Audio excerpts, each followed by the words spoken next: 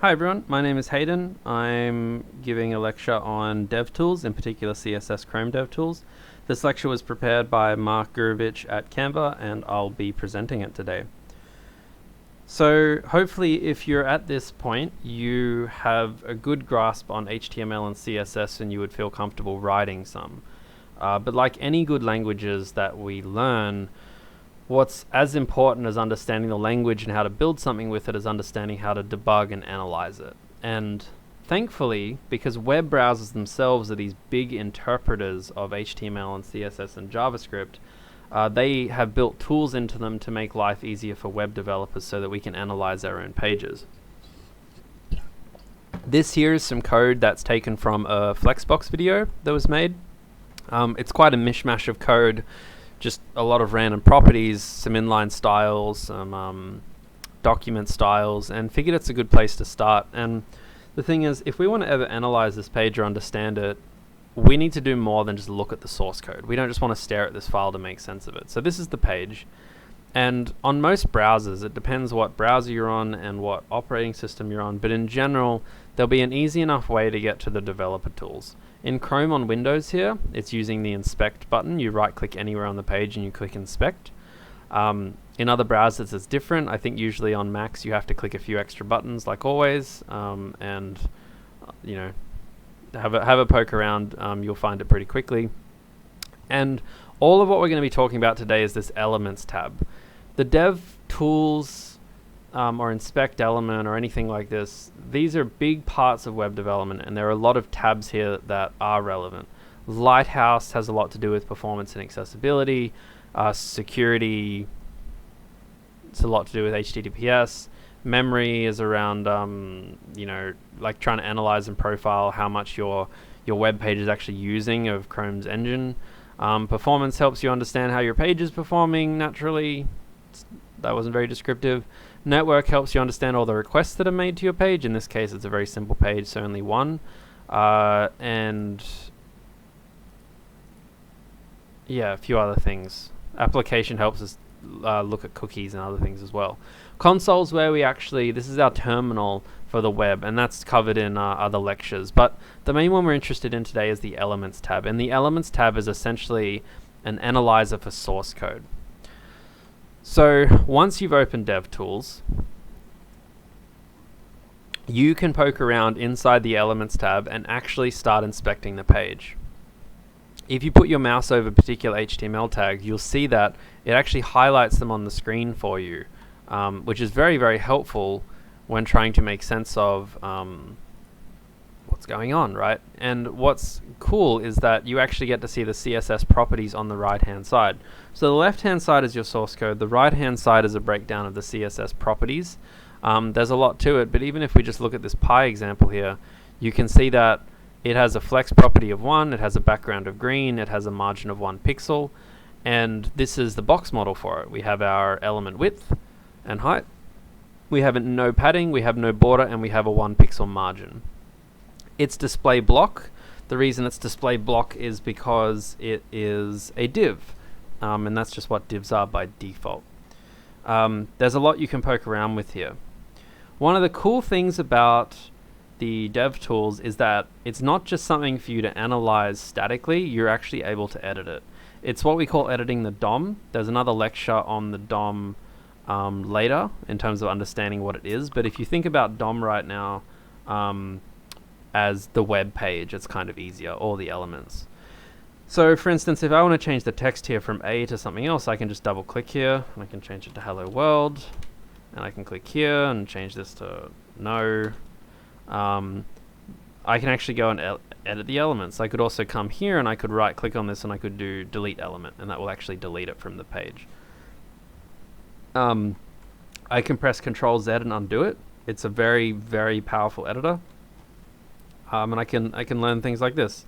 I could probably drag this around. There you go. I just swapped that around just by clicking and dragging it. And I can keep analyzing styles and looking at whatever I'd like to look at. The other thing that's helpful is that when you actually click on elements specifically, you can play with their properties as well. So it's not just the left-hand side you can edit, you can also edit the right-hand side. you can remove it. You can hide properties, so like kind of temporarily disable CSS properties.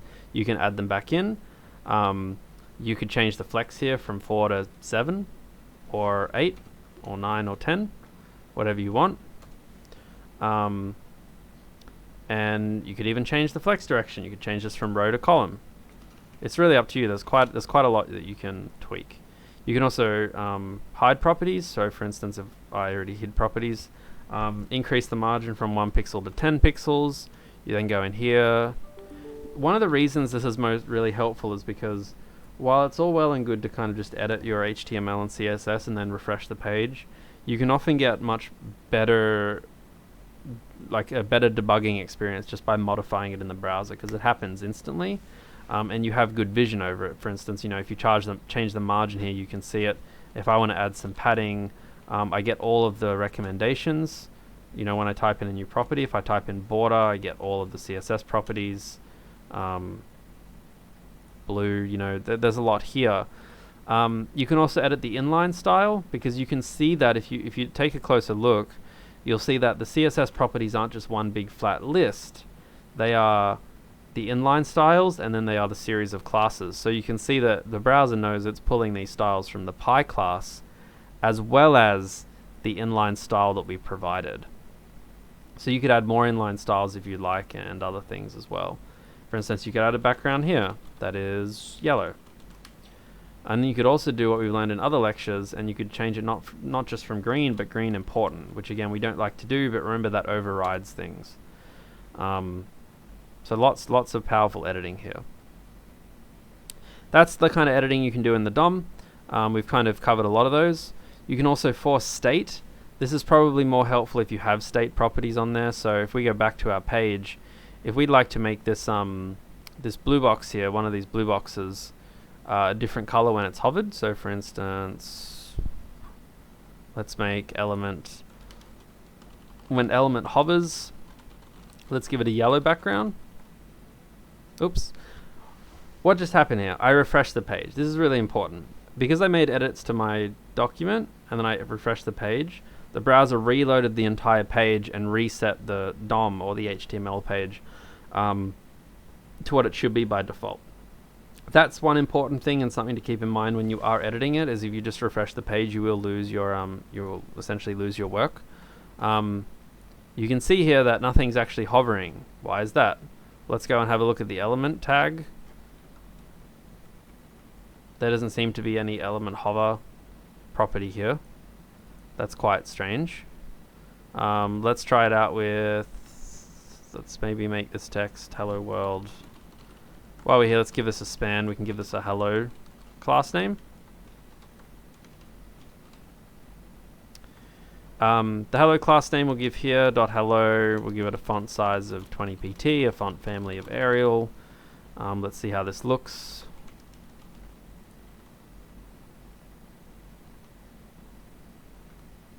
I'm editing the wrong page. I'm wondering why that wasn't working. Sorry. Yep, wrong thing. Here we go. Just revert this just while I'm here. Yep. Alright, there we go. So you'll notice that when I do hello hover, that if I want to make background yellow, does that. You can also go on an element and you can find that element wherever that is here. You can right click on it and you can say force state hover. And that will actually force the hover state on. That can be very helpful, for instance, if you're trying to maybe take screenshots of something, I find. If you want to show someone what all the hover states look like, you can just turn them on, because you can't really put your mouse in 4 spots at once, and take a screenshot for someone. So forcing that state's very powerful. It lets you test things, essentially. So this is a very good debugging tool. I should say debugging, not testing. We have talked about the Styles tab. I think that's what we've been in. Yeah, we've been mainly in the Styles tab here, where it shows you all the different things. We've talked about how you can add and delete properties, which is pretty cool. Well, we haven't talked about those computed styles. So the Styles tab is essentially a list of the declared styles that have been made on the web page. But the computed tab is showing you all styles that are actually applied to the selected element. Because remember, there are a bunch of properties that elements have by default. There are also properties that elements inherit. So for instance, if you have a look at this div here, or maybe I'll give you another example. Let's just put a div below our container, our flex container. Right, just at the bottom. Let's have a look at the computed styles for this element. Notice that the styles are not much, but the computed styles here you can say are display block, because that's just the property of a div. And you can also see that it's got a height of 18 pixels and a width of 500. And you notice as I make the screen smaller, that width gets smaller as well. Because computed is what the browser, like styles is what you give the browser. There's like, here's the instructions, and computed is what the browser takes your instructions and inherits some stuff and looks at the defaults of tags, and it's like, okay, these are all the properties I'm going to render with. This one is very useful in understanding what's actually happening on the page, whereas this one is more helpful in understanding what you're telling it to do. For instance, if you said here display inline, you notice now for computed, the heights and widths have changed, even though you haven't changed the heights and widths, because they are computed based on the display property.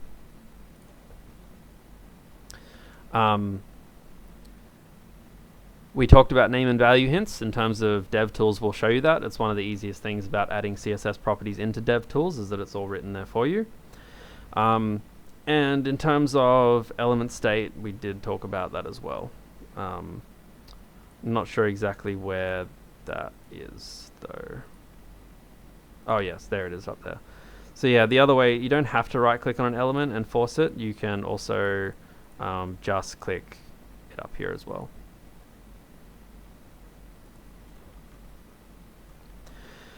There's a few other style tools that you can use in Chrome and other web browsers. In the case of Chrome, you're able to poke around a bit with box shadows and color pickers. So let's find the color picker. Chrome has more tools which help sets the correct value of the properties. So if we want to change this from yellow, for instance, to something else, you can see that we actually have a built-in color picker here where we can poke around with it. This can be even easier than changing values in your in your text editor and just refreshing the page. You can just figure out exactly what you want here. You think, oh, that looks nice, and then we'll just copy that, and we'll take that straight back to our editor and replace what color was it? It was the hover. Replace it with that hex code, and now it looks good. Now it's what we want. So there's a lot of ability you have there. Also, if we want to add, say, to our container class here, or even better, our element class maybe. I changed my mind. Our pie class, we can also add one of, I think it was a property introduced, I don't know, 7 or 8 years ago, is border radius, which essentially is how we give a nice rounded edge to a box. So here, you can see how these green ones are kind of a bit nicer now. We can make this even bigger, make this 10 pixels. This you can all do here, and what you also notice is when we say margin 1 pixel, we're actually declaring 4 separate CSS properties: margin top, margin right, margin bottom, margin left. And all of these are very visible here in DevTools. So you can see how your properties are actually then broken down into a series of smaller properties. And lastly, when you're all done and ready to tie off, maybe you've made some changes and you want to add them back to your code now, you can simply navigate up the top here. You can go to more tools and you can go to changes, and it will give you just basically a diff of what you've done. In this case, all we've adjusted is the border radius of class pi. It actually shows you where in the HTML those have been applied in this case, so very, very handy to be able to allow you to debug inside the elements inspector, and then go back to your code and make changes.